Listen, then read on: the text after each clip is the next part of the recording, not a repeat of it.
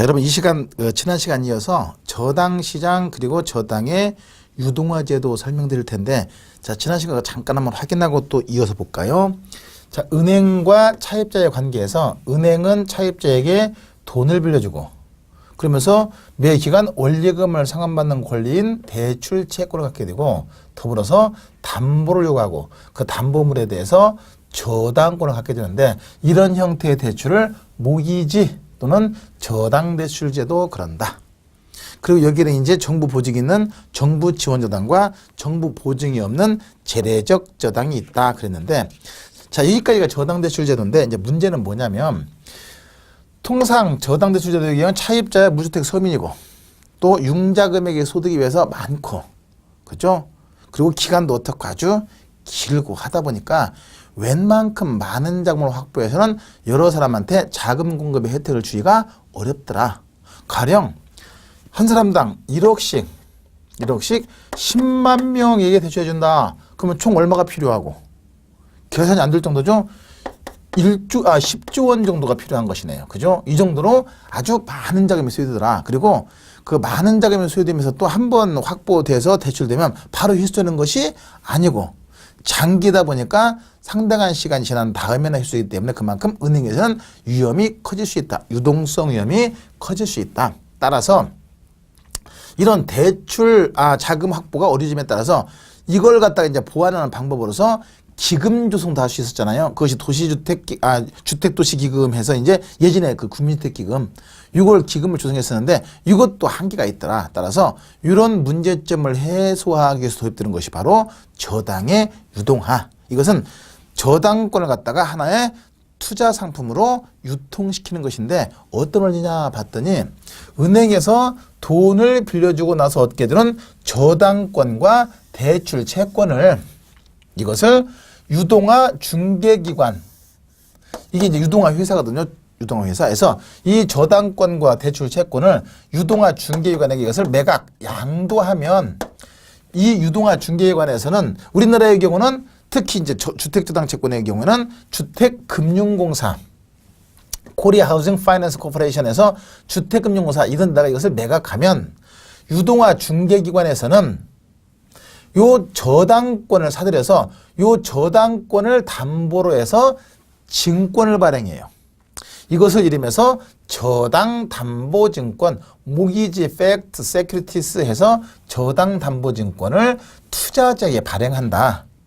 그러면 당연히 저당담보증권을 발행할 때는 적절한 수익을 보장해 줘야 되죠. 이렇게 해서 투자자에게 발행하면, 투자자는 이 저당담보증권을 투자했다는 것은, 만약에 10억짜리 저당담보증권 투자 발행했다. 그럼 투자자가 여기에 투자했다는 것은 투자자 자금 10억이 발행기관으로 유입된다는 얘기잖아요. 그죠? 그럼 발행기관 유입되면 이것이 다시 은행으로 넘어가서 다시 또 다른 사람에게 대출해주고, 또 얻게 되는 저당권과 대출 채권을 또 유동화 중개기관 넘어오면 다시 또 이거 여기에서는 그걸 담보로 증권을 발행해서 또 자금을 모으고, 또 이로 넘어가면 다시 또 대출해주고, 또 저당권 생기면 또 다시 유동화시켜서 다시 또 현금 확보하고, 이렇게 하면 이게 많은 돈이 없어도, 계산이 안 될 정도로 많은 돈이 없어도 한정된 정도도 계속적으로 신용 창조를 해서 더 많은 사람에게 자금 공급의 혜택을 줄 수가 있도록 하는 것이 바로, 이것이 저당의 유동화, 모기지 유동화, 아니면 저당채권의 유동화제도 그래요. 그래서 이 논리를 본다면 은행에서 저당권과 대출채권, 즉 저당채권을 하나의 투자 상품으로 유통시키는 것이 바로 저당의 유동화제도 그래요. 그 유동화 과정에서 이제 저당담보증권을 발행하죠. 이것이 이제 저당의 증권화, 묶어서 저당의 유동화 제도다, 이렇게 보시면 되거든요. 그 핵심은 뭐냐면, 이 저당 채권을 다른 사람에게 양도할 수 있도록, 팔아먹을 수 있도록 허용하는 것이 바로 저당의 유동화이고, 그 양도하는 과정에서 이제 여러 가지 증권들이 얼마든지 발행될 수가 있더라 하는 것이 특징이거든요.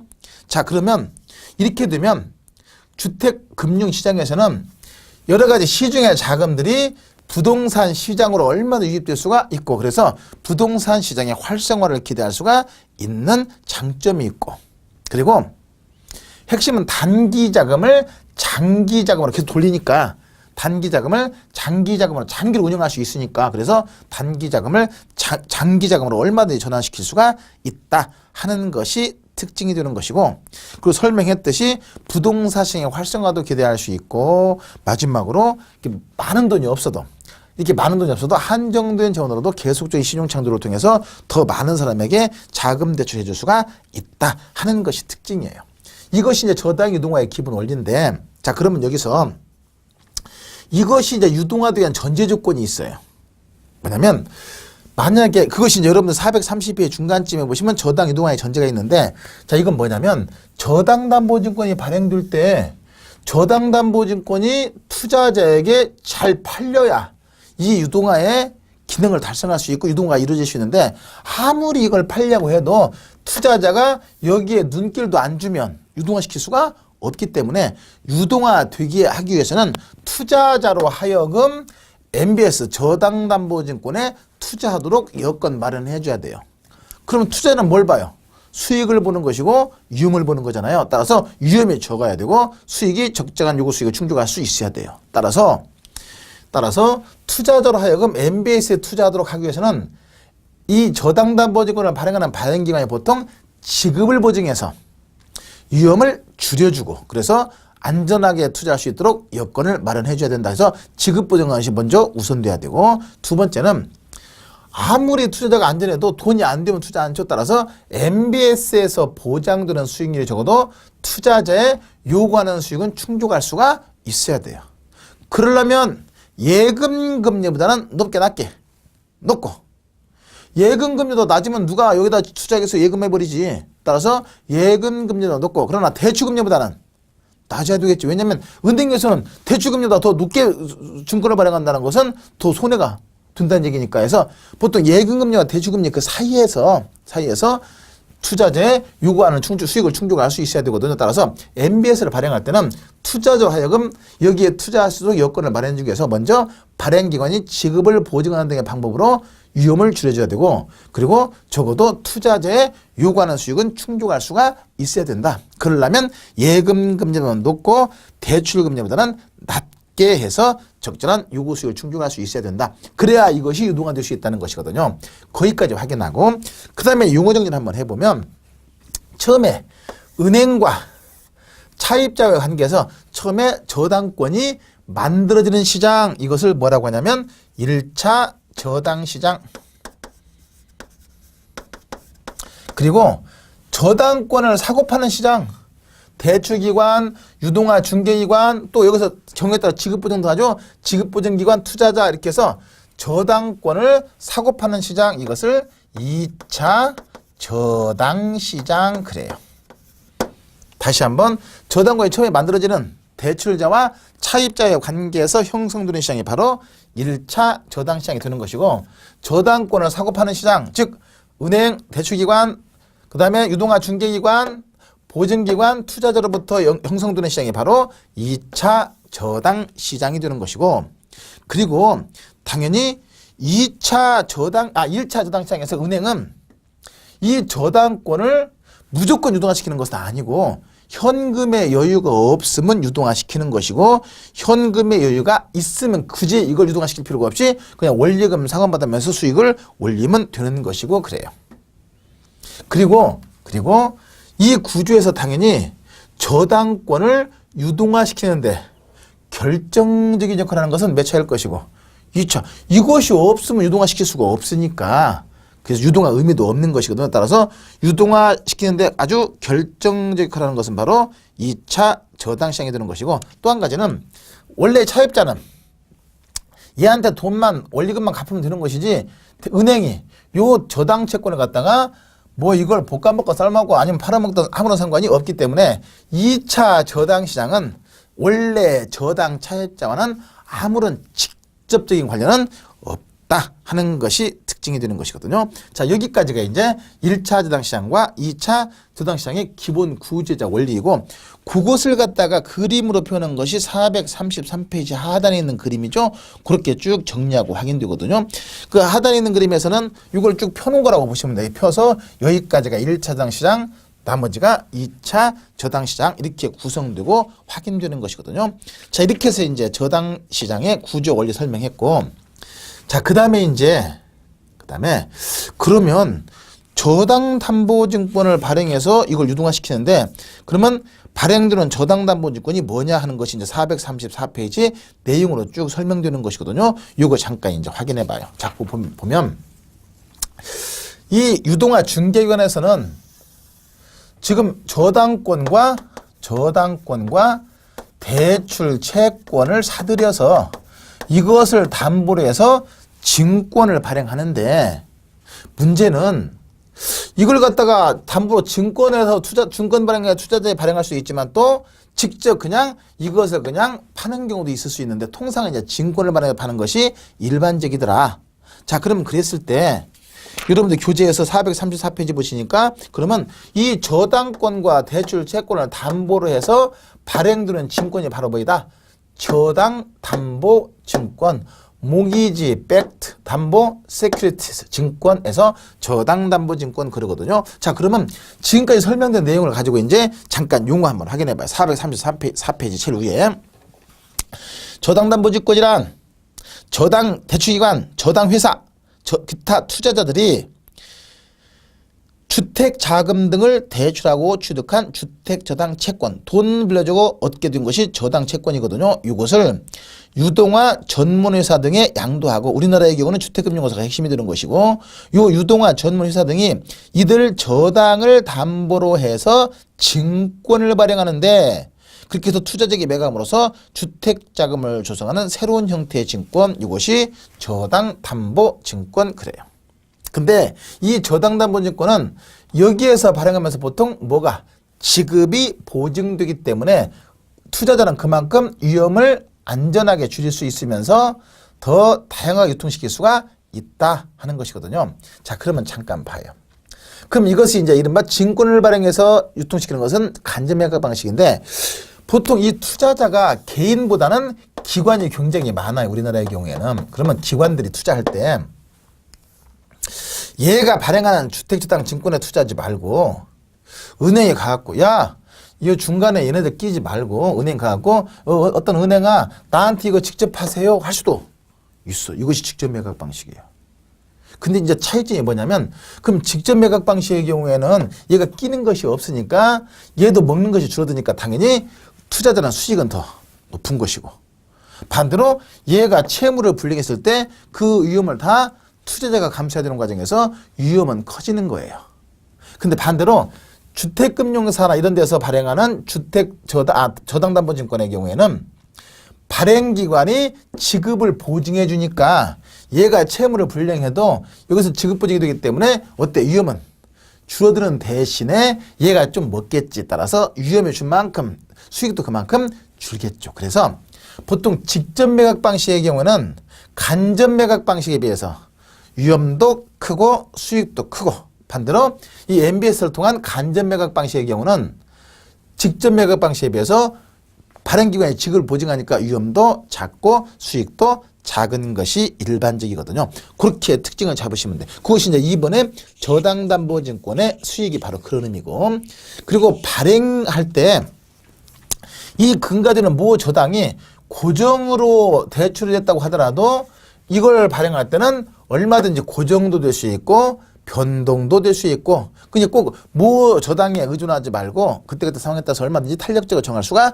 있다 하는 것이 특징이 되는 것이고, 그리고 이 저당권이 워낙에 크면 한 1,000억이다 그럼 이걸 여러 개로 쪼개서 발행할 수도 있고, 또 자잘자잘한 거 1억짜리 2억짜리 자잘자잘한 것이 여러 개 있으면 여러 개를 묶어서 풀링화시켜서 발행할 수도 있고 하나로 발행할 수도 있고, 그러니까 저당권의 규모가 크면 여러 개로 쪼개서, 작으면 여러 개를 모아서 풀링화시켜서 발행할 수 있고, 적정하면 각각 하나하나 발행할 수도 있고 해서 다양한 형태의 발행이 가능할 수가 있는 것이다 하는 것이고, 그리고 이걸 발행할 때는 은행에서 직접 발행할 수도 있고, 이론적으로는 그래. 이론적으로는. 그리고 이 유동화 중개기관에서 발행할 수도 있는데, 통상 우리나라에서는 이 주택금융공사에서 현재는 발행되고 있는 것이고, 여기서 용어 하나 빼는 것이 있는데, 처음에 대출기관, 은행을 1차 대출기관 그러고 1차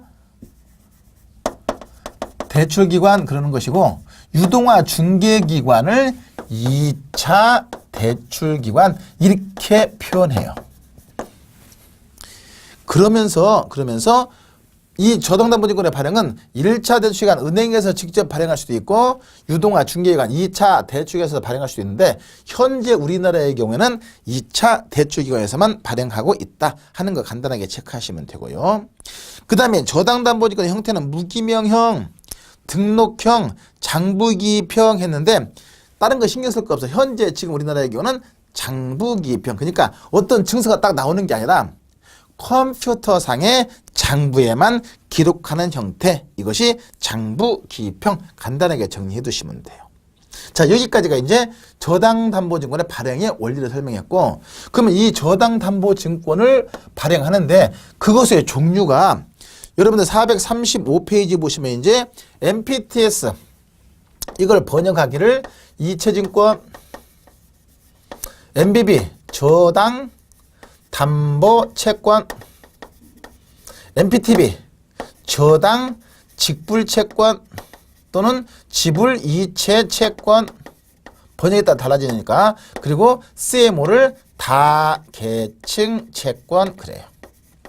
자, 이렇게 해서 이제 네 가지 학문적으로 분류한 저당담보증권의 종류가 있는데 여러분들 교재를 보시면 435페이지 보시면 이체증권의 의의와 특징, 저당담보채권의 의의와 특징, 넘어가서 지불이체채권 MPTB의 의의와 특징, 그리고 마지막으로 CMO의 의의와 특징에서 구분되어 있는데 이것을 어떤 원칙과 원리 없이 그냥 원리에 이해 없이 그냥 암기해버리면 그냥 듣는 순간 다 잊어먹어요. 원리가 정리가 안 되고 살짝 또 이것을 변형시켜버리면 또 전혀 뭔 말인지를 못 알아버리거든요. 그렇기 때문에 정확하게 원리를 파악해서 정리하는 것이 중요해요. 그리고 그걸 정리한 다음에 또 강의를 통해 들은 다음에 한번 쭉 읽어보시면 딱딱 맞아 떨어지게 돼 있어요. 한번 볼까요?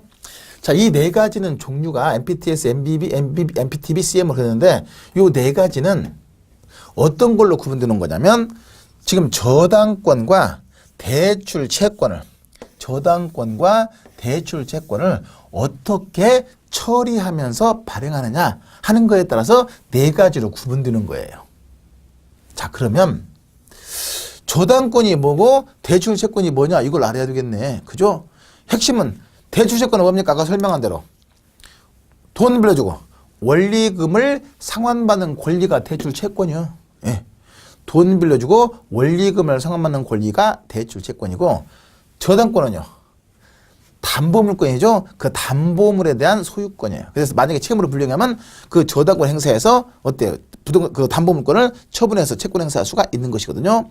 이것이 바로 저당권. 한마디로 얘기해서 채무를 불이행했을 때 이놈 돈 내놓으세요 하고 강제할 수 있는 것이 바로 저당권이고, 그리고 대출 채권은 그냥 매 기간 원리금을 상환받는 권리가 대출 채권인데 요 두 가지를 갖다가 묶어서 저당 채권 이렇게도 표현하는데 요 두 가지를 갖다가 어떤 식으로 처리하느냐에 따라서 네 가지 구분되는데 MPTS는 이 저당 담보증권 형태로 이렇게 발행할 때 발행기관이 갖고 있던 저당권과 대출 채권을 다 투자자에게 넘겨주면서 발행하는 것이 MPTS예요. 이게 모든 자산을 다 투자자한테 넘겨주면서 발행하는 것이 MPTS고, MBB는 발행기관의 저당권과 대출 채권을 그대로 갖고서 채권으로 발행하는 것이 MBB이고, 그리고 MPTB CM은 저당권은 발행기관이 갖고 대출 채권만 투자자에게 넘겨주는 것이 MPTB CMO 그래요.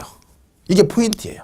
다시 한번 저당권과 대출 채권을 다 투자자에게 넘겨주면서 발행하는 것이 MPTS, 갖고서 발행하는 것이 MBB, 그리고 저당권만 갖고 대출 채권만 넘겨주는 것이 MPTB CMO, 이게 포인트거든요. 그러면 이제 이걸 잘 연결해서 확인해 보면 먼저 MPTS는 발행기관이 저당권과 대출 채권을 다 이 자산을 다 투자자에게 넘겨주면서 발행해요. 자산이 다 넘어가 버려요. 그러면 만약에 이게 전부 합해서 100억이다. 100억짜리다 저당 채권이. 그러면 이 저당 채권의 자산이 다 넘어가고 그러면 투자자가 이걸 넘어오면서 NPT 회수했다는 것은 그 투자자의 현금이 발행기관으로 유입되는 것이 맞죠.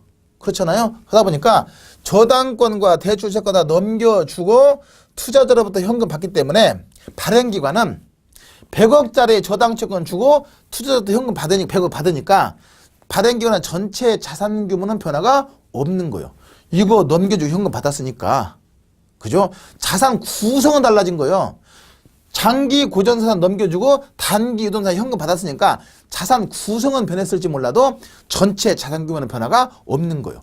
100억짜리 넘겨주고 현금 100억 받았으니까. 그래서 발행 전과 후에 자산 규모는 NPT에서는 변화가 없다 하는 것이 특징이 되는 것이고, 자, 그 다음에 그러면 가만히 보니까 이거 넘어갔다 보니까 이제 차입자, 투자자에게 지급되는 수익의 원칙은 어디서 나오는 거예요? 차입자가 상환하는 원리금 상환액이거든요. 근데 아까 원리금 상환하는 권리가 누구한테 있다? 원리금 상환하는 권리가 뭡니까? 대출 채권. 근데 그것이 지금 어디가 있어요? 여기서 팔아서 사갖고 이걸 다 투자에 넘겨줬다 보니까 원리금을 상환하는 권리가 투자자한테 있는 거예요.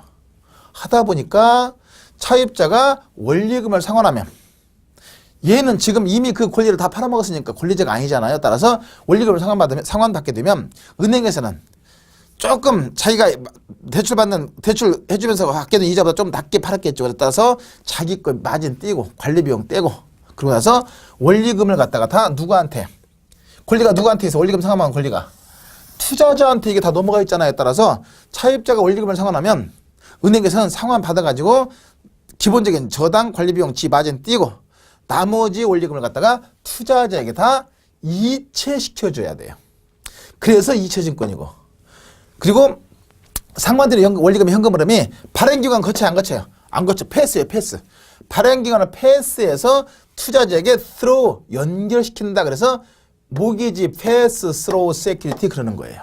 그래서 발행기관이 발행기관을 거치는 것이 아니라 차입자가 대출기관의 원리금을 상환하면 원리금의 현금 흐름이 발행기관을 패스 통과해서 투자자에게 바로바로 through 연결된다, 이체된다. 그래서 이것을 이체증권 그래요.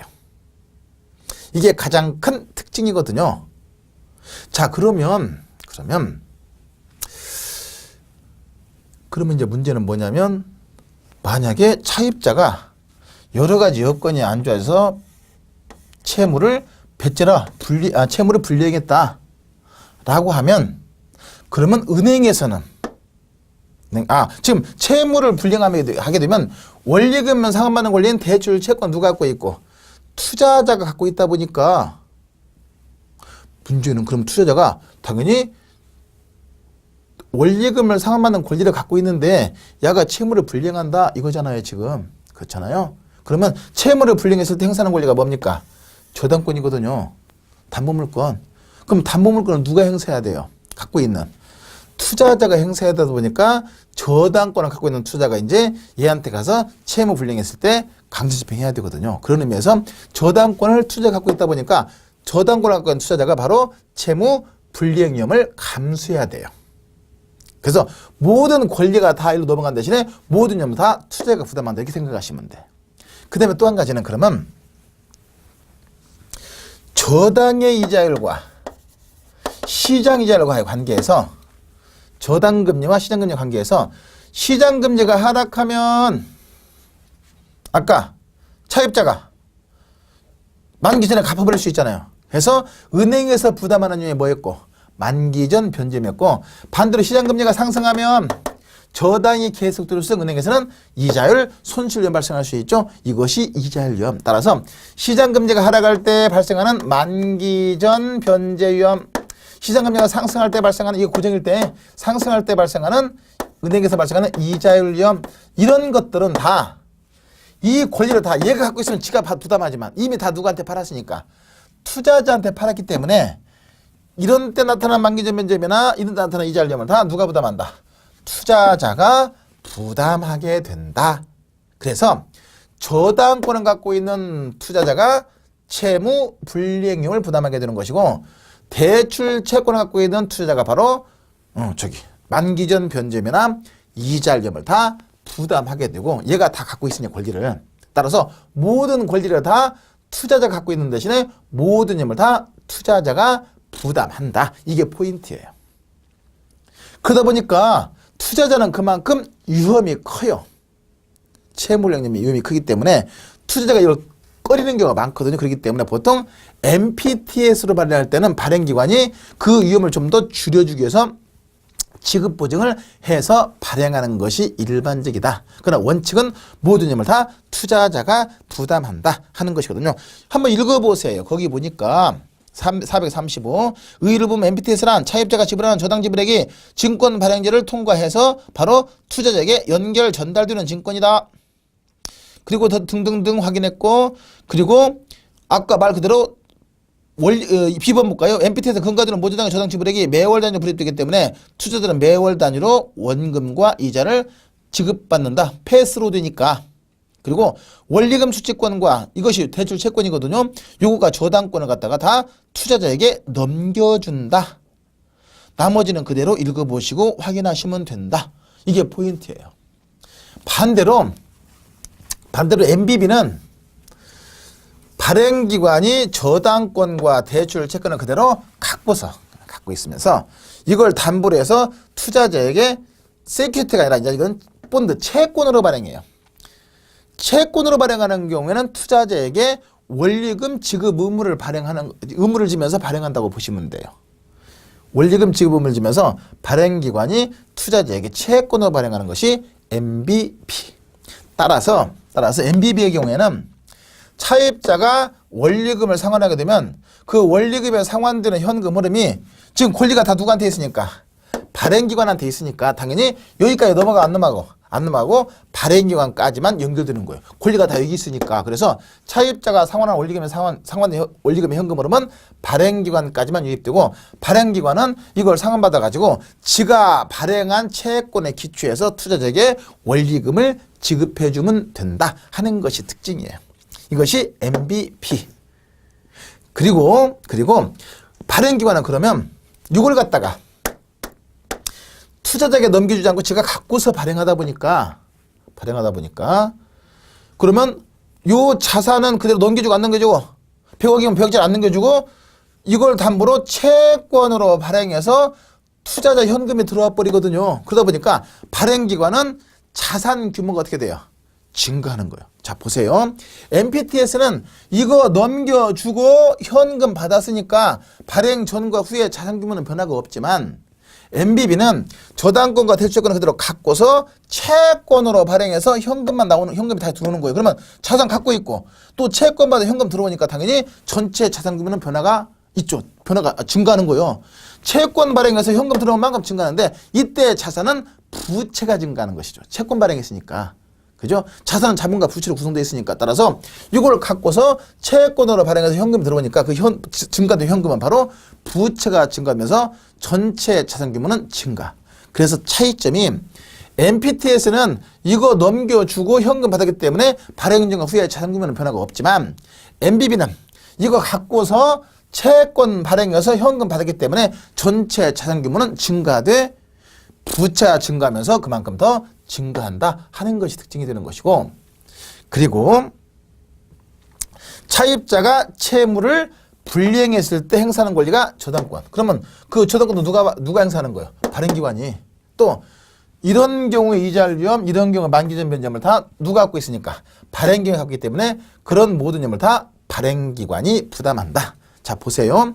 MPT에서는 이거 다 넘겨주고 모든 자산이 다 투자했기 때문에 모든 힘을 다 투자자가 부담하는 것에 반해서 MBB는 발행기관이 그대로 갖고서 채권으로 발행하다 보니까 모든 힘을 다 발행기관이 부담하고 투자자는 채권을 샀으니까 발행기관이 주는 원리금만 상환받으면 되는 것이거든요. 그래서 회사채 형태로 발행되는 것이 바로 MBP 그래요.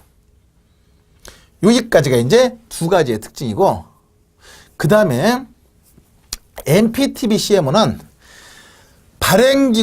저당권은 발행기관이 갖고 원리금 수취권, 대출 채권이 원리금 상환받는 권리니까 원리금 수취권은 투자자에게 넘겨주는 것이거든요.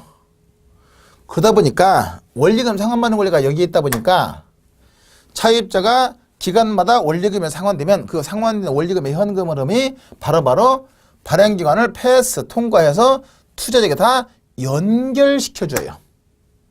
이것이 넘어가 있으니까 그러다 보니까 원리금에 상환된 원리금의 현금 흐름이 바로바로 투자자에게 이체, 연결된다는 의미에서 이체증권의 성격을 같이 갖고 있는 것이고, 그리고 발행기관이 저당권을 그대로 갖고서 본드가 뭐예요? 본드.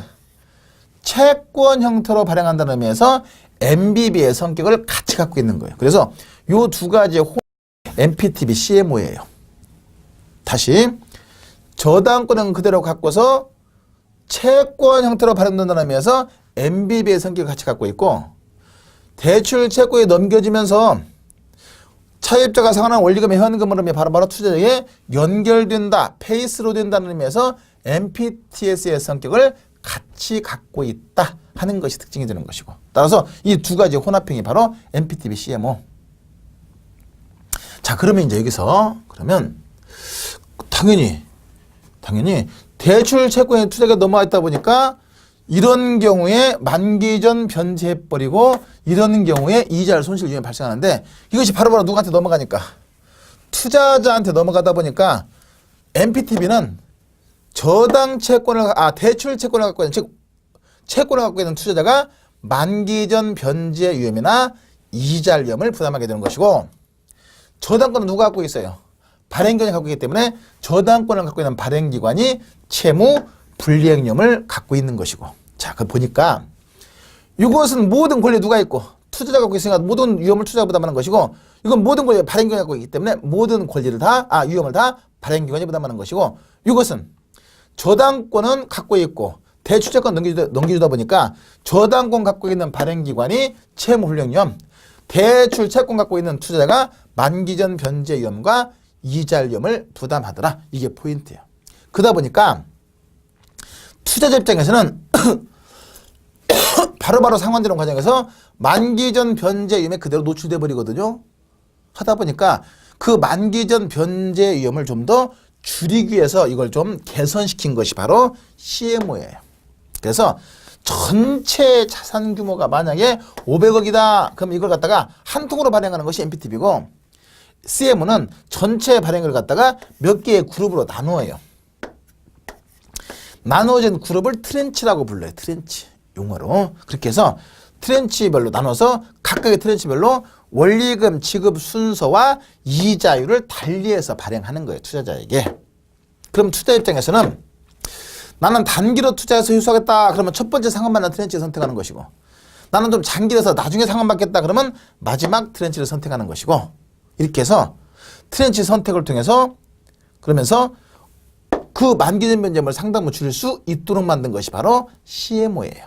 자, 그러면 이렇게 해서 발행했을 때, 이렇게 트렌치별로 발행했을 때 차입자가 원리금을 상환하면 그 원리금의 현금 흐름이 바로바로 투자자에게 똑같으니까 연결은 돼요. 페이스로 되는 건 연결이 돼. 연결은 되는데 한꺼번에 연결되는 것이 아니라 먼저 첫 번째 트렌치에 투자한 사람에게 주는 거예요. 그리고 나서 이 첫 번째 트렌치의 투자자를 다 상환을 받고 나가면 그 다음에 두 번째, 또 나가면 세 번째, 이렇게 해서 계층별로 단계적으로 원리금이 상환된다 하면서 투자 입장에서는 장기로 선택하면 마지막 거 선택할 것이고, 단기로 선호하면 첫 번째 거 선택하고, 이렇게 해서 그 트렌치 선택을 통해서 어느 정도 만기 전 변짐을 줄일 수 있도록 개선시키는 것이 바로 CMO. 그래요. 원리는 똑같아. 둘 다 원리는 똑같아요. 이거 갖고 이거 넘기는 건 똑같은데, 그래서 저당 갖고 있는 발행기관의 채무 불이행 부담하고 대출채권 갖고 있는 투자자가 만기 전 변짐을 부담하는 건 똑같은데, 다만 전체 발행액 중에서 여러 개 그룹으로 나누어서 단계적으로 원리금이 상환된다 하는 의미에서 이걸 좀 더 구분해서 나눈 것이다. 그래서 이것을 다계층 채권, 이렇게 해서 여러 개 트렌치로 나누어서 발행하면서 여기서 부담하는 만기 전 변제임을 상당히 줄일 수 있도록 개선시켜 놓은 것이 바로 CMO. 그렇다. 이렇게 해서 네 가지가 딱 정리되는 거예요. 그러면 투자자 입장에서는 다계층 채권은 일단 투자가 부담하는 게 맞지만, 트렌치 선택을 통해서 어느 정도 만기 전 변제임을 상당히 줄일 수 있도록 개선해서 부분적인 콜 방어가 실현이 가능하다. 콜 방어는 뭐냐면 만기전 변제에 대해서 방어하는 것을 콜 방어라 그래요. 따라서 만기전 변제에 대해 어느 정도 방어할 수 있다는 것이 특징이 된다. 이렇게 보시면 돼요. 그걸 정리해서 이제 마무리해 놓은 것이 437페이지 특성 비교에서 설명되어 있는데 꼭 이렇게만 하기보다는 여기 한번 다시 한번 정리해 봅니다. MPTS는 발행기관이 발행할 때 저당권과 대출 채권 즉 원리금 상환하는 권리를 다 투자자에게 넘겨주면서 발행한다. 따라서 저당권자도 투자자, 원리금 상환받는 대출 채권자 또는 원리금 수취권자도 투자자, 그리고 모든 점을 다 투자자가 부담하는 것이고, MBB는 발행기관이 그대로 갖고서 채권으로 발행하다 보니까 저당권자도 발행기관, 원리금 수취권자도 발행기관, 그리고 모든 점을 다 발행기관이 부담하는 것이고, MPTBCM은 저당권은 발행기관이 갖고 원리금 수취권만 넘겨주다 보니까 저당권자, 발행기관, 원리금 수취권자, 투자자. 따라서 저당권을 갖고 있는 발행기관이 채무 불이행위원 부담하고 원리금 수취권을 갖고 있는 투자자가 만기전 변제 위험과 이자율 위험을 부담하되, CMO는 이 단계를 갖다 상환 단계를 갖다 여러 개의 단계로 만기를 다양하게 나누어서 구분함으로써 상당 부분 만기전 변제위험 부담을 줄일 수 있도록 개선시킨 것이 바로 CMO. 자, 이렇게 딱 정리해. 그래서 CM은 당연히 부분적 콜방어 실현이 가능하다. 그 정도로 딱 정리해서 확인해 두시면 돼요. 아주 간략하게 정리하고 확인되거든요. 잘 확인해 두시면 되겠고. 그 다음에 이제 여러분들 교재를 보시면 어디까지 설명된 것이냐면 437페이지까지 설명된 것이고, 넘어가서 보니까 그 438페이지 보시면 한국주택금융사 법에 따른 저당채권 유동화 증권 했는데, 거기 보니까 주택저당 증권이 있고 주택저당 채권, 담보부 채권 두 가지가 있는데 이거 참 필요해요.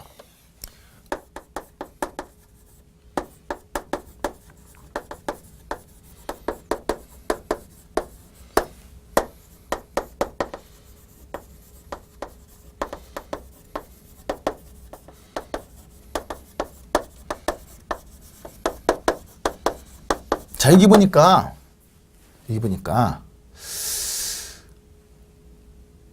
지금 우리나라 이제 그 주택금융사에서 저당권을 담보로 증권을 발행하는데 크게 네 가지 MPTS, MBB, MPTB, CM을 했는데, 이건 미국에서 현재 발행되고 있는 기본적인 원리적인 의미로 설명된 것이거든요. 그러다 보니까 이제 번역이 달라질 수 있어서 원어로 다 표시했어요. 이건 만약에 나오면 원어가 반드시 들어가게 되어 있어요.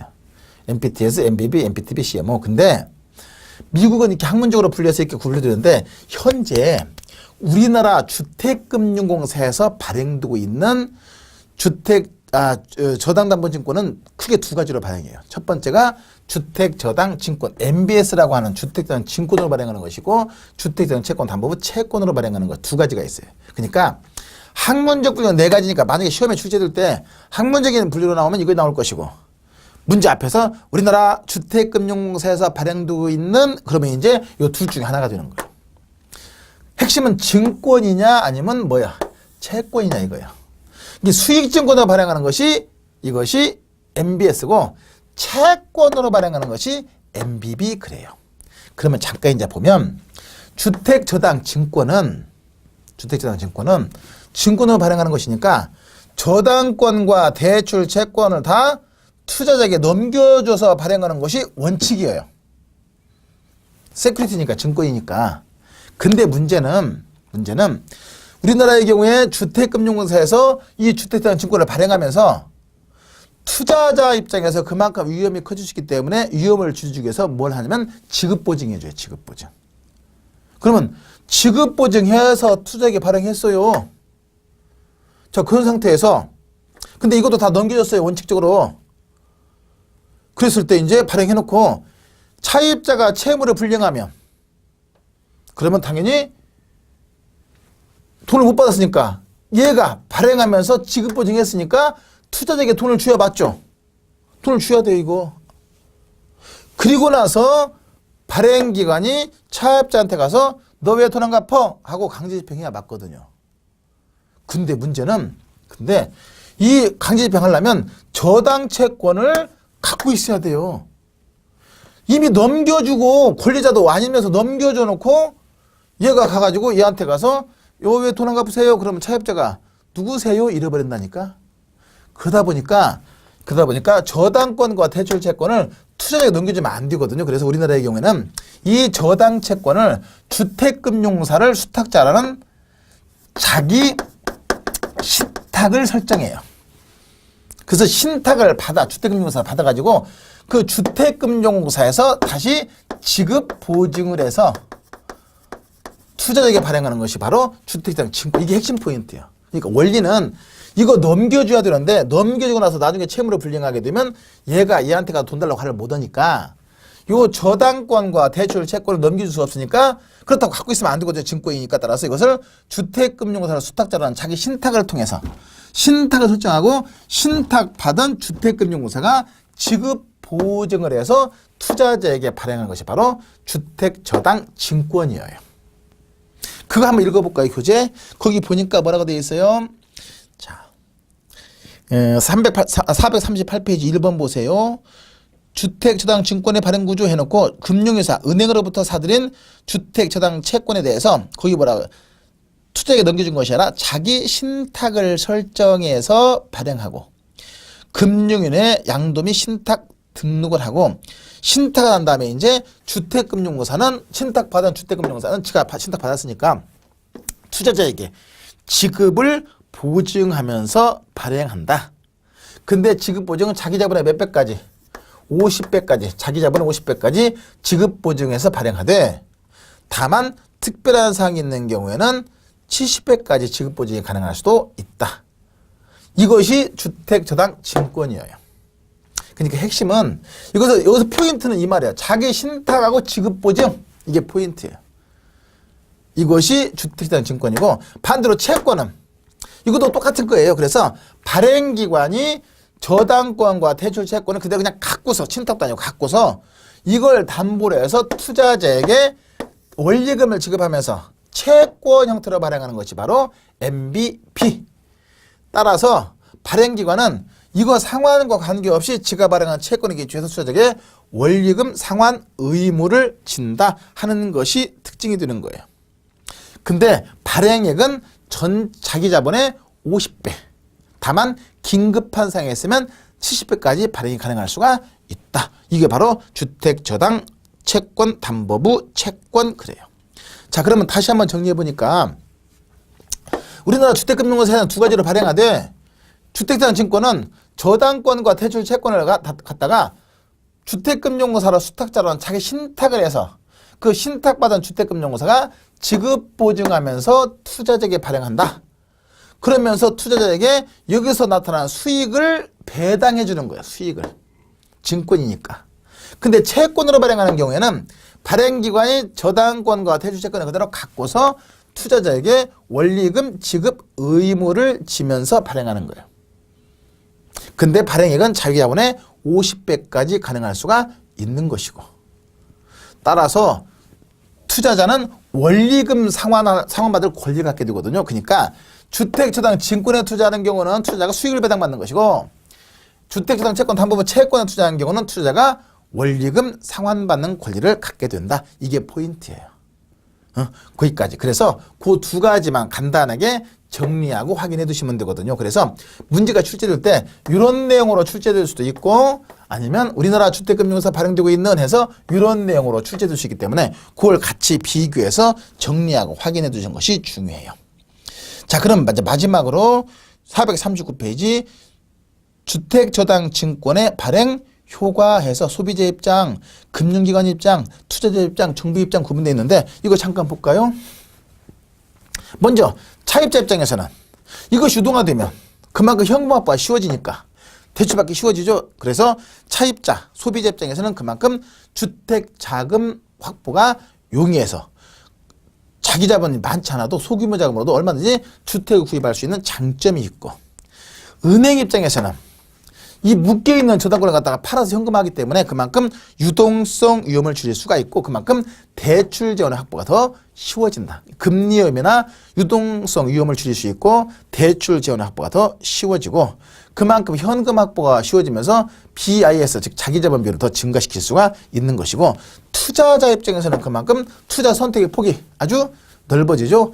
다양한 투자 상품을 투자자에게 제공하면서 다양한 투자 상품을 제공받을 수 있는 장점이 있고 정부 입장에서는 이걸 통해서 여러 가지 정책의 유연성을 확보할 수가 있다. 이렇게 해서 차입자 입장에서 은행 입장에서 그리고 투자자 입장에서 장점 그리고 마지막으로 정부 입장의 장점 이렇게 구분해서 정리해 두시면 돼요.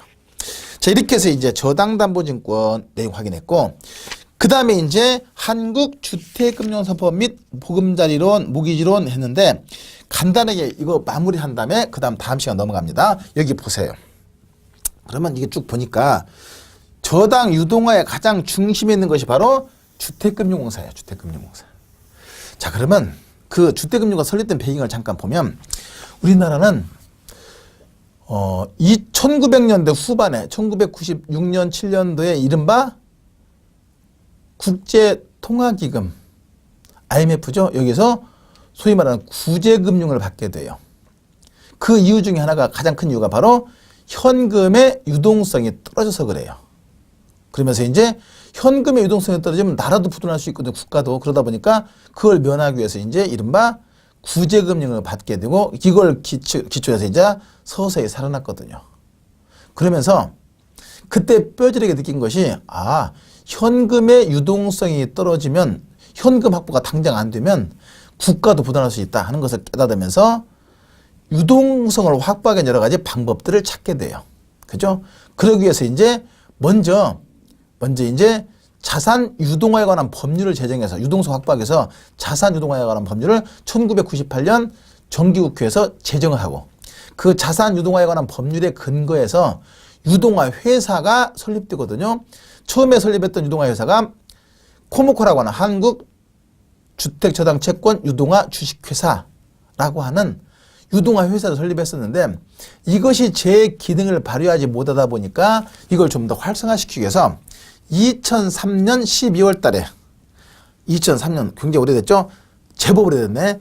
2003년 12월 달에 한국주택금융공사 법을 제정하고 그 법에 근거해서 그 이듬해인 2004년 3월 달에 기존의 코모코라고 하는 유동화 회사하고 그 다음에 주택금융 신용보증기금 여러분들 많이 들어봤죠? 예전에 신용보증기금에서 주택금융과 관련된 신용보증기금 요 두 기관을 통합해서 자본금 2조 원으로 해서 처음에 설립된 공개업으로 설립된 그 중개기관이 바로 이것이 한국주택금융공사예요. 그래서 이 한국주택금융공사는 설립 배경을 보니까 유동화 회사하고 신용보증회사가 어떻게 통합됐죠. 그죠? 통합해서 새로운 형태의 금융기관으로 공기업으로 만들어지거든요. 이것이 바로 한국주택금융공사인데 그 주택금융공사가 이렇게 설립되다 보니까 이제 업무가 보증 업무하고 유동화 업무 두 가지로 설명되거든요. 그것의 업무 중심이 바로 440페이지 보니까